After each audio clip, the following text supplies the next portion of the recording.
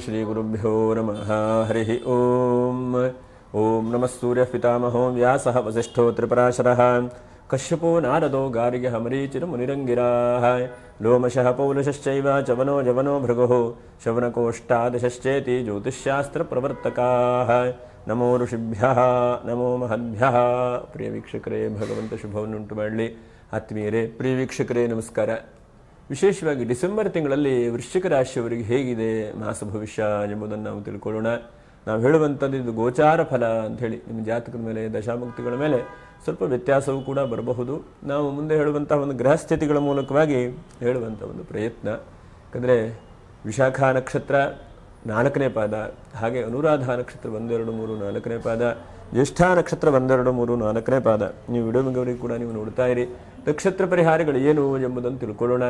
ರಾಶಿಯಲ್ಲಿ ಶುಕ್ರ ಮತ್ತು ಬುಧರು, ರಾಶಿಯಲ್ಲಿ 2ನೇ ರಾಶಿಯಲ್ಲಿ ಕುಜ ಮತ್ತು ರವಿ, ಹಾಗೆ 4ನೇ ರಾಶಿಯಲ್ಲಿ ರಾಹು, 5ನೇ ರಾಶಿಯಲ್ಲಿ ಶನಿ. ಇನ್ನು ಗುರುವು ಕೂಡ ನಿಮಗೆ ಸ್ವಲ್ಪ ಮಟ್ಟಿಗೆ ಹಿಂದಿನ ರಾಶಿಗೆ ಬರ್ತಾ ಇದ್ದಾನೆ. ಅವನು ಮಿಥುನ ರಾಶಿಗೆ 5ನೇ ತಾರೀಕು ಅನಂತರದಲ್ಲಿ ಗುರುವು ಕೂಡ ಆಗಮನಿಸ್ತಾ ಇದ್ದಾನೆ. ಹಾಗಾಗಿ ಗುರುವಿನ ಒಂದು ಹಂತದ ಅನುಗ್ರಹ. ಇಷ್ಟು ದಿವಸ ಗುರು ವಕ್ರವಾಗಿದ್ದ, ಈ ಗುರು ರುಜುವಾಗಿ ಬರ್ತಾ ಇದ್ದಾನೆ. ಹಾಗಾಗಿ ಗುರುವಿನ ಅನುಗ್ರಹ ಹೇಗಿದೆ ಎಂಬುದನ್ನು ಕೂಡ ನಾವು ಯೋಚನೆ ಮಾಡೋಣ. ಇನ್ನು ಕೇತು ಕೂಡ ಸಿಂಹರಾಶಿಯಲ್ಲಿದ್ದಾನೆ. ಇನ್ನು ಈ ತಿಂಗಳಲ್ಲಿ ವಿಶೇಷ ಏನಪ್ಪ, 2ನೇ ತಾರೀಕಿಗೆ ಹನುಮದ್ ವ್ರತ, ಹನುಮಂತನನ್ನು ಪೂಜೆ ಪುನಸ್ಕಾರ ಮಾಡುವಂಥ ಒಂದು ಶುಭವಾದಂಥ ತಿಂಗಳು. 3ನೇ ತಾರೀಕಿಗೆ ಶಿವ ದೀಪೋತ್ಸವ, 4ನೇ ತಾರೀಕಿಗೆ ದತ್ತಾತ್ರೇಯ ಜಯಂತಿಯೂ ಕೂಡ ಇದೆ. 5ನೇ ತಾರೀಕಿಗೆ ವಿಷ್ಣು ದೀಪೋತ್ಸವ, 8ನೇ ತಾರೀಕಿಗೆ ಸಂಕಷ್ಟರ ಚತುರ್ಥಿ, 5ನೇ ತಾರೀಕಿಗೆ ಸರ್ವೇಶಾಂ ಏಕಾದಶಿ, 12ನೇ ತಾರೀಕಿಗೆ ಕಾಲಭೈರವಾಷ್ಟಮಿ, ಹಾಗೆ 16ನೇ ತಾರೀಕು ಅನಂತರದಲ್ಲಿ ಧನುರ್ಮಾಸದ ಆರಂಭ. ಧನುರ್ಮಾಸ ಮುಂದೆ ಹೋಗುವಂಥದ್ದು. 19ನೇ ತಾರೀಕಿಗೆ ಎಳ್ಳು ಅಮಾವಾಸ್ಯೆ ಮತ್ತು ಕೇತು ಜಯಂತಿ ಇದೆ. ಇನ್ನು ತುಳುವ ಷಷ್ಠಿ 25ಕ್ಕೆ, 30ನೇ ತಾರೀಕು ವೈಕುಂಠ ಏಕಾದಶಿ, ಹಾಗೆ 31ಕ್ಕೆ ದ್ವಾದಶಿ, ಮುಕ್ಕೋಟಿ ದ್ವಾದಶಿ ಅಂಥೇಳಿ. ಹೀಗೆ ಒಟ್ಟಿನಲ್ಲಿ ನೋಡಿ, ಆದಷ್ಟು 16ನೇ ತಾರೀಕು ಪೂರ್ವದಲ್ಲೇ ಏನಾದರೂ ಹಬ್ಬ ಹರಿದಿನಗಳು, ಪೂಜೆ ಪುನಸ್ಕಾರಗಳನ್ನು ಅಥವಾ ಸಂಸ್ಕಾರ ಕರ್ಮಗಳನ್ನು ಮಾಡುವಂತಹದ್ದಿದ್ರೆ ಪ್ರಯತ್ನ ಮಾಡಿಕೊಳ್ಳಿ. ಯಾಕಂದರೆ ಅನಂತರದಲ್ಲಿ 16ನೇ ತಾರೀಕು ಅನಂತರದಲ್ಲಿ ನಿಮ್ಮ ಧಾರ್ಮಿಕವಾದಂಥ ಕೆಲಸಗಳಿಗೆಲ್ಲ ಓಕೆ, ಆದರೆ ಸಂಸ್ಕಾರ ಕರ್ಮಗಳಿಗೆ ಅಷ್ಟೊಂದು ಒಳ್ಳೆಯದಲ್ಲ ಎಂಬುದಾಗೂ ಕೂಡ ಹೇಳ್ತಾರೆ. ಮತ್ತು ಪುಷ್ಯಮಾಸವು ನೋಡಿ 20ನೇ ತಾರೀಕು ಅನಂತರದಲ್ಲಿ ಪುಷ್ಯಮಾಸವು ಕೂಡ ಆರಂಭವಾಗುತ್ತೆ. ಹಾಗಾಗಿ ಪುಷ್ಯಮಾಸದ ಅನಂತರ ಅಷ್ಟು ಒಳ್ಳೆಯದಲ್ಲ. ಹಾಗಾಗಿ ಆದಷ್ಟು 16ನೇ ತಾರೀಕಿನ ಒಳಗಡೆಗೆ ಪ್ರಾರ್ಥನೆ ಮಾಡಿಕೊಳ್ಳಿ. ಏನಾದರೂ ಸಣ್ಣ ಪುಟ್ಟ ಕೆಲಸ ಕಾರ್ಯಗಳನ್ನು, ಯಾಕಂದರೆ ದಿವಸ ಕಳೆದು ಹೋಗಿಬಿಡ್ತದೆ. ನೋಡ್ತಾ ಇದ್ದಂತೆ ನೋಡಿ 2025ನೇ ಇಸ್ವಿ ಡಿಸೆಂಬರ್ ತಿಂಗಳು ಮುಗಿದೇ ಹೋಯಿತು ನೋಡ್ತಾ ಇದ್ದಂತೆ, ಅಲ್ವಾ? ಇನ್ನು 2026 ನೂತನವಾದಂಥ ಆಂಗ್ಲ ವರ್ಷವೂ ಕೂಡ ಆರಂಭ ಆಗುತ್ತೆ. ನೋಡ್ತಾ ಇದ್ದಂತೆ ನಮ್ಮ ಯುಗಾದಿ ಆರಂಭವೂ ಕೂಡ ಆಗೋಗುತ್ತೆ. ಹಾಗೆ ಕಾಲೋಗಚ್ಚತೆ ಧೀಮತಾಂ ಅಂತ ತಿಳಿದವರು ಮಹಾತ್ಮರು ಸಮಯವನ್ನು ವ್ಯರ್ಥ ಮಾಡೋದಿಲ್ಲ. ಹಾಗಾಗಿ ಈ ತಿಂಗಳಲ್ಲಿ ನೀವು ಸಮಯವನ್ನು ವ್ಯರ್ಥ ಮಾಡದೇ ಇದ್ದ ಹಾಗೆ ಹೆಚ್ಚಿನದಾದಂತಹ ಒಂದು ಸಾಧನೆಗಳ ಕಡೆಗೆ ಹೋಗಿ ಅಂತ ಹೇಳ್ತಾ ನೋಡೋಣ. ರಾಶಿಯಲ್ಲಿರುವಂತಹ ಬುಧ ಶುಕ್ರರೇನು ಮಾಡ್ತಾರೆ, ವ್ಯಾಧಿಪತಿಯಾದಂಥ ಶುಕ್ರನು ರಾಶಿಯಲ್ಲಿದ್ದಾನೆ. ಅಂದರೆ ಖರ್ಚಾಗುವಂಥದ್ದು ಸ್ವಲ್ಪ ಕಡಿಮೆ ಆಗಬಹುದು ಅನ್ನೋದನ್ನು ಕೂಡ ನಾವು ನಿರೀಕ್ಷೆ ಮಾಡಬಹುದು. ಎಷ್ಟೋ ಸಲ ಖರ್ಚು ಆಗ್ತಾ ಹೋಗ್ತದೆ, ಆದರೆ ಖರ್ಚಾಗುವುದನ್ನು ಭಗವಂತ ಹಿಡಿದು ನಿಲ್ಲಿಸ್ತಾನೆ. ಎಲ್ಲೆಲ್ಲೋ ವೇಸ್ಟ್ ಆಗಿ ಖರ್ಚಾಗುವಂಥದ್ದು. ಒಂದಂತಕ್ಕೆ ಜೀವನದ ಸಮಯದ ಖರ್ಚು ಬೇರೆ, ಇನ್ನು ಹಣಕಾಸಿನ ಖರ್ಚು ಬೇರೆ. ಯಾಕೆಂದರೆ ಇವತ್ತಿನ ಕಾಲ ಹೇಗಾಗಿದೆ, ಹಣದ ಮೇಲೆ ಎಲ್ಲವನ್ನು ಕೂಡ ತೂಗುವಂತಹ ಒಂದು ಮನಸ್ಥಿತಿ ಆಗಿದೆ. ಹಾಗಾಗಿ ಆ ಖರ್ಚಿನ ವ್ಯವಸ್ಥೆಯನ್ನು ಭಗವಂತನು ತಡೆ ಹಿಡಿಯಬಹುದು ಅಂತೇಳಿ ಹೇಳಬಹುದು, ಒಂದನೇದಾಗಿ. ಹಾಗೆ ಎರಡನೇದಾಗಿ ರಾಶಿಯಲ್ಲಿರುವಂಥ ಬುಧನು ರಾಶಿಯಲ್ಲಿದ್ದರೆ ಜ್ಞಾನಕಾರಕ. ನಿಮ್ಮ ಒಳ್ಳೆ ರೀತಿಯಾದಂತಹ ಸದ್ವಿಚಾರಗಳು, ಹಾಗೆ ಒಳ್ಳೆ ರೀತಿಯಾದಂತಹ ಯೋಚನೆ, ಹಾಗೆ ಒಳ್ಳೆ ರೀತಿಯಾಗಿ ಜನಕ್ಕೆ ಮಾರ್ಗದರ್ಶನ ಕೊಡುವಂಥದ್ದು ಇದಕ್ಕೆ ಬಹಳ ಮುಖ್ಯವಾಗಿ ಈ ತಿಂಗಳಲ್ಲಿ ಹೆಚ್ಚಿನದಾದಂಥ ಅವಕಾಶಗಳು ಸಿಗುತ್ತೆ. ಯಾಕಂದರೆ ಎಷ್ಟೋ ಸಲ ನಾವು ಏನೋ ಒಂದು ವಿಷಯ ಒಬ್ಬರ ಹತ್ರ ಕೇಳಿದಾಗ ಅವರು ಒಳ್ಳೆಯ ವಿಷಯಗಳನ್ನು, ನೋಡಪ್ಪ ಹೀಗೆ ನನಗೆ ನನ್ನ ಅನುಭವ, ನನ್ನ ತಿಳುವಳಿಕೆ ಹೀಗಿದೆ ಅಂತ ಹೇಳಿದಾಗ ನೀವು ಮನಸ್ಸಿಗೆ ಎಷ್ಟು ಹಗುರ ಆಗುತ್ತೆ ಅಲ್ವಾ? ಒಬ್ಬರ ಹತ್ರ ನಾವು ಏನೋ ಒಂದು ಅಡ್ವೈಸ್ ಕೇಳ್ತೇವೆ, ಆದರೆ ಅವರ ಮೌಲ್ಯವನ್ನು ತೆಗೆದುಕೊಂಡು ಉದಾಹರಣೆಗೆ ಯಾರೋ ಒಬ್ಬರ ಹತ್ರ ಅಧಿಕಾರಿಗಳ ಹತ್ರ ಹೋಗ್ತೇವೆ ಅಥವಾ ಲಾಯರ್ ಹತ್ರ ಹೋಗ್ತೇವೆ. ನಾವು ಅವರು ಚಾರ್ಜಸ್ ಏನಿದೆ ಅಂತೇಳಿ ಪೇ ಮಾಡೇ ಕೇಳಬೇಕು. ಯಾಕಂದರೆ ಸಮಯ ಹೇಳುವಂಥದ್ದು, ಅದಕ್ಕೆ ನಾವು ಹಣವನ್ನು ಕೊಡಬೇಕಾಗತ್ತೆ. ಕೊಟ್ಟಾಗ ಅವರು ನಿಜವಾದಂಥ ಸರಿಯಾದಂಥ ಮಾರ್ಗದರ್ಶನ ಕೊಟ್ಟರು ಬಹಳ ಉತ್ತಮವಾದಂತಹ ಒಂದು ಮನಸ್ಥಿತಿ ಬರುತ್ತೆ. ಪ್ರತಿಯೊಂದರಲ್ಲೂ ಕೂಡ ಬೇರೆ ಬೇರೆ ವಿಷಯ ಆಗಿ ಓದಿಕೊಂಡಿರ್ತಾರೆ. ಹಾಗಾಗಿ ಅದಕ್ಕೆ ಗೌರವ, ಮರ್ಯಾದೆ ಎರಡನ್ನೂ ಕೂಡ ಕೊಡಬೇಕು. ಮತ್ತು ಹೆಚ್ಚಿನದಾಗಿ ನಿಮ್ಮಲ್ಲಿ ಜ್ಞಾನೋತ್ಪತ್ತಿ ಆಗುತ್ತೆ. ಜ್ಞಾನ ಇರುವಂಥ ವ್ಯಕ್ತಿಗಳು ಈ ತಿಂಗಳಲ್ಲಿ ಸಿಗ್ತಾರೆ. ಇದು ಬಹಳ ಮುಖ್ಯವಾದಂಥದ್ದು. ಯಾಕಂದರೆ ಜ್ಞಾನವೇ ಬಹಳ ಮುಖ್ಯವಾದಂಥದ್ದು ಜೀವನದಲ್ಲಿ. ಹಾಗಾಗಿ ಆ ಜ್ಞಾನೋದಯ ನಿಮಗೂ ಆಗತ್ತೆ. ಜ್ಞಾನ ಇರುವಂತಹ ವ್ಯಕ್ತಿಗಳು ಕೂಡ ಸಿಗ್ತಾರೆ. ಅಲ್ವಾ? ಇದು ಜೀವನದಲ್ಲಿ ಎಲ್ಲರ ಜೀವನದಲ್ಲೂ ಕೂಡ ನಡೀತಾ ಇರುತ್ತದೆ. ಹಾಗೆ ನಾವು ಗೂಗಲಲ್ಲಿ ಒಂದು ಹಂತಕ್ಕೆ ಸರ್ಚ್ ಮಾಡಬಹುದು, ಆದರೆ ಒಂದು ಹಂತಕ್ಕೆ ಅದು ಕೊಡಬಹುದೇ ಬಿಟ್ಟರೆ ಪ್ರಾಕ್ಟಿಕಲ್ ಆಗಿ ಮನುಷ್ಯನು ಯೋಚನೆ ಮಾಡಿ ಜೀವನದಲ್ಲಿ ಸರಿಯಾದಂಥ ದಾರಿಯನ್ನು ತಿಳ್ಕೊಳ್ಬೇಕು ಅಂತಂದರೆ ಸರಿಯಾದಂಥ ಮಾರ್ಗದರ್ಶನದ ಅವಕಾಶಗಳು ಬೇಕಾಗ್ತದೆ. ಎಲ್ಲ ವಿಷಯದಲ್ಲೂ ಬೇಕು, ಆ ವಿಷಯ ಈ ವಿಷಯ ಅಂತ ಏನು ಹೇಳಿಲ್ಲ. ಹಾಗಾಗಿ ಎಲ್ಲ ವಿಷಯಕ್ಕೂ ಕೂಡ ಈ ಒಂದು ತಿಂಗಳಲ್ಲಿ ಮಾರ್ಗದರ್ಶಕರು ಸಿಗ್ತಾರೆ. ಹಾಗೆ ವಿದ್ಯಾರ್ಥಿಗಳ ಜೀವನಕ್ಕೆ ಒಳ್ಳೆಯದು. ಸ್ಕೂಲು, ಕಾಲೇಜು, ಸಂಸ್ಥೆಗಳನ್ನು ನಡೆಸ್ತಾ ಇರುವಂತಹ ವ್ಯಕ್ತಿಗಳಿಗೂ ಕೂಡ ಹೆಚ್ಚಿನದಾದಂಥ ಅಭಿವೃದ್ಧಿಯನ್ನು ಕೂಡ ಭಗವಂತ ನೀಡುತ್ತಾನೆ. ಯಾಕಂದರೆ ರಾಶಿಯಲ್ಲಿರುವಂಥ ಬುಧನು ಶೈಕ್ಷಣಿಕ ಸಾಮರ್ಥ್ಯವನ್ನು ಕೊಡ್ತಾನೆ. ಮತ್ತು ಟೀಚರು, ಬೋಧನೆ ಮಾಡುವಂತಹ ವ್ಯಕ್ತಿಗಳಿಗೂ ಕೂಡ ಹೆಚ್ಚಿನದಾದಂತಹ ಶಕ್ತಿಯನ್ನು ಕೊಡ್ತಾನೆ. ಯಾಕಂದರೆ ಟೀಚಿಂಗು ಅಂತಂದರೆ ಇವತ್ತು ನಾವು ಅಂದುಕೊಳ್ತೇವೆ, ಯಾಕಂದರೆ ನಮಗೆ ಗುರುವಿನ ಅನುಗ್ರಹ ಇವತ್ತು ನೂರಾರು ಗುರುಗಳು ಹೇಳಿಕೊಟ್ಟು ನಾವು ಇವತ್ತಿನಿಂದ ಒಂದು ದಾರಿ ಹೋಗ್ಲಿಕ್ಕೆ ಆಗುತ್ತೆ. ಹಾಗಾಗಿ ಅಂತಹ ಗುರುವಿನ ಮಾರ್ಗದರ್ಶನ, ಗುರುವಿನ ಅನುಗ್ರಹ ಹೇಳುವಂಥ ಸಿಗುವಂಥ ಚಾನ್ಸಸ್ ಬಹಳ ಮಟ್ಟಿಗಿದೆ.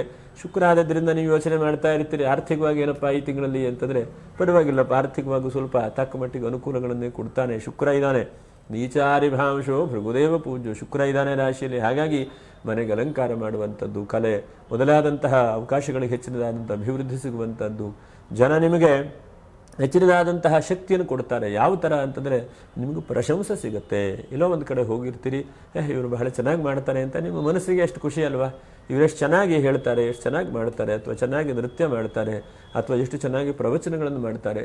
ಹಾಗಾಗಿ ಅಂತಹದ್ದನ್ನು ಹೇಳಬೇಕು. ನಾವು ಇನ್ನೊಬ್ಬರಿಗೆ ಒಳ್ಳೆಯದನ್ನು ಯಾವತ್ತೂ ಕೂಡ ಹೇಳಬೇಕು. ಒಳ್ಳೆಯದನ್ನು ಹೇಳಿದಾಗ ಆ ಭಗವಂತನು ನಮಗೆ ಒಳ್ಳೆಯದನ್ನೇ ಅನುಗ್ರಹಿಸ್ತಾನೆ ಅಂತ ಹೇಳಿ. ಹಾಗಾಗಿ ಅಸ್ತು ತಥಾಸ್ತು ಹೇಳುವಂಥ ದೇವತೆಗಳು ಯಾವತ್ತೂ ಕೂಡ ಇರ್ತಾರೆ. ಹಾಗಾಗಿ ನನಗೆ ಒಳ್ಳೆಯದಾಗತ್ತೆ, ಸಿಗತ್ತೆ, ಅನುಕೂಲ ಹೇಳುವುದನ್ನೇ ನಾವು ಚಿಂತನೆ ಮಾಡ್ತಾ ಇರಬೇಕು. ನನಗೆ ಯಾವುದು ಸಿಗುವುದಿಲ್ಲ, ನನ್ನ ಕೈಲಿ ಯಾವುದು ಆಗುವುದಿಲ್ಲ, ನನ್ನ ಗತಿ ಅಷ್ಟೇ ಅಂತ ಹೇಳಿ ನಾವು ಯೋಚನೆ ಮಾಡಿದ್ರೆ ಒಳಗಡೆ ಇರುವಂಥ ಸುಪ್ತವಾದಂಥ ಮನಸ್ಥಿತಿಯು ಕೂಡ ಅದನ್ನೇ ಬಯಸುತ್ತೆ, ಅದನ್ನೇ ಆಗುತ್ತೆ. ಹಾಗಾಗಿ ನಮ್ಮ ಶಕ್ತಿ ಬರಬೇಕು, ಸಾಮರ್ಥ್ಯ ಬರಬೇಕು. ನಾವು ನಮ್ಮನ್ನು ಹಿಗ್ಗಿಸ್ಕೊಳ್ಬೇಕು, ಕುಗ್ಗಿಸ್ಕೊಳ್ಬಾರ್ದು ಯಾವತ್ತೂ ಜೀವನದಲ್ಲಿ. ನಾವು ಮುಂದೆ ನಮಗೆ ಆಗತ್ತಪ್ಪ, ನಮಗೆ ಸಿಗತ್ತೆ, ಇಷ್ಟು ಸಾಧನೆ ಮಾಡಿದ್ರೆ, ಇಷ್ಟು ದೂರ ಹೋಗಿದ್ದೇನೆ, ಎಷ್ಟು ದೂರ ಹೋಗ್ಲಿಕ್ಕೆ ಸಾಧ್ಯ ಇದೆ ಅಂತ ಹೇಳಿ ಮಾಡಿಕೊಳ್ಬೇಕು. ನೋಡಿ, ಪುಟ್ಟ ಮಕ್ಕಳಿಗೆ ನಾವು ಪಾಠವನ್ನು ಹೇಳುವಾಗ, ಸಂಸ್ಕೃತ ಶ್ಲೋಕವನ್ನು ಹೇಳುವಾಗ ಎಷ್ಟು ಚೆನ್ನಾಗಿ ಹೇಳ್ತೀಯ ಮಾರಾಯ ಅಂತ ಹೇಳಿದ್ರೆ ಎರಡನೇ ಸಲ ಪಟ ಪಟ ಪಟ ಹೇಳ್ತಾರೆ.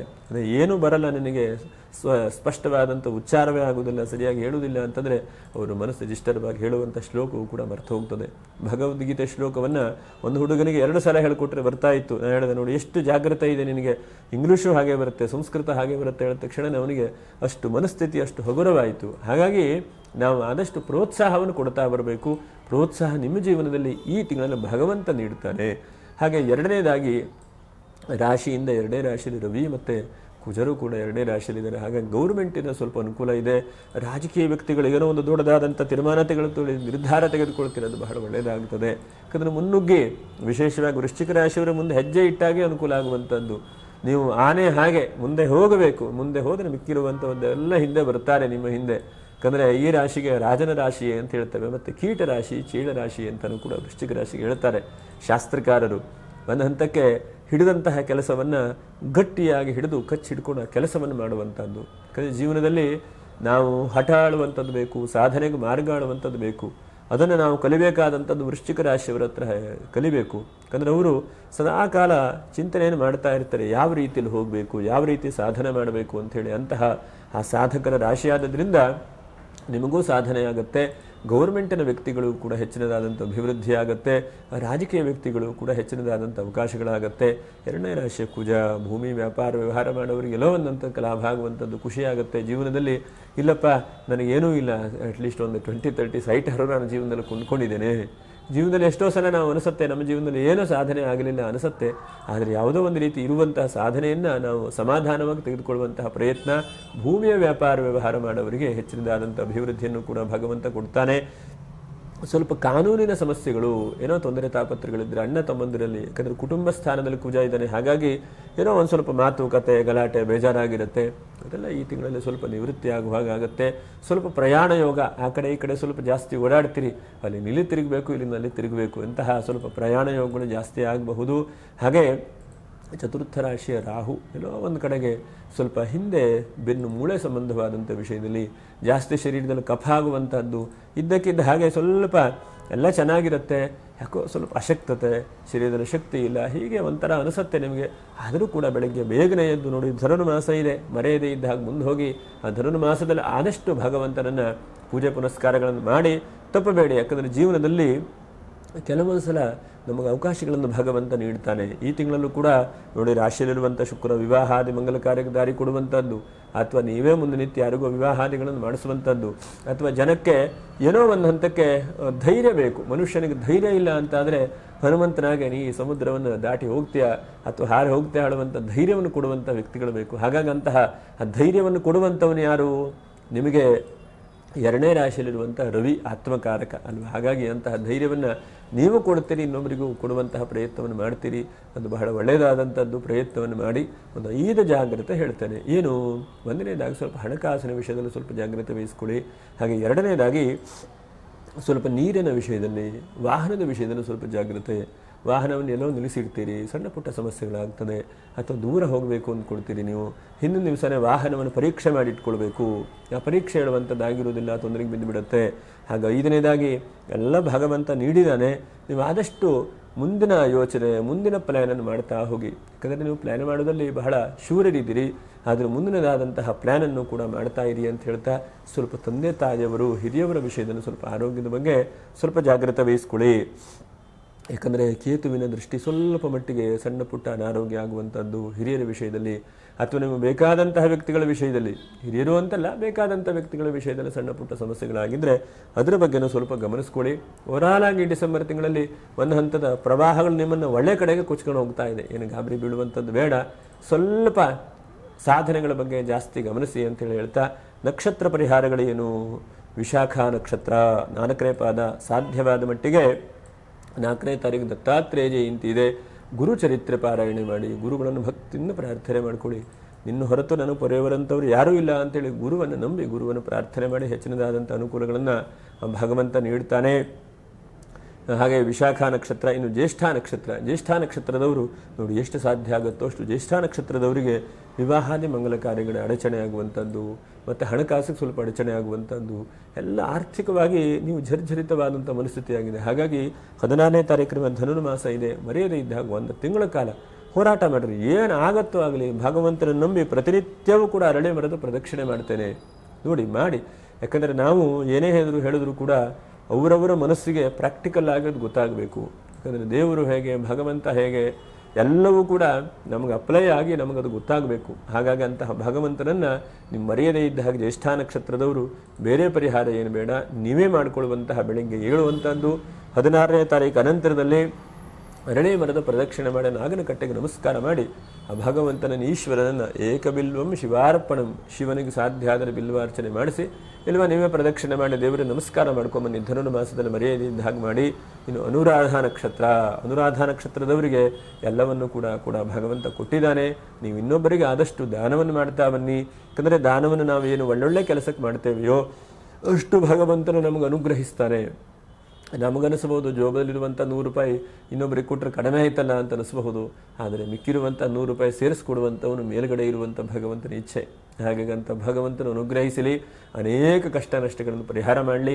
ಆ ದೈವಾನುಗ್ರಹದಿಂದ ಎಲ್ಲ ರೀತಿಯಾದಂತಹ ಸುಖ, ಶಾಂತಿ, ಸಮೃದ್ಧಿ, ನೆಮ್ಮದಿ ಎಲ್ಲವನ್ನು ಕೂಡ ಭಗವಂತನು ದಯಪಾಲಿಸಲಿ ಅಂತ ಹೇಳ್ತಾ ಮುಂದಿನ ವಿಡಿಯೋದಲ್ಲಿ ಮತ್ತೆ ಭೇಟಿ ಮಾಡೋಣ. ನಮಸ್ಕಾರ. ಲೋಕ ಸಮಸ್ತ ಸುಖಿನೋ ಭವಂತು. ನಮಸ್ಕಾರ.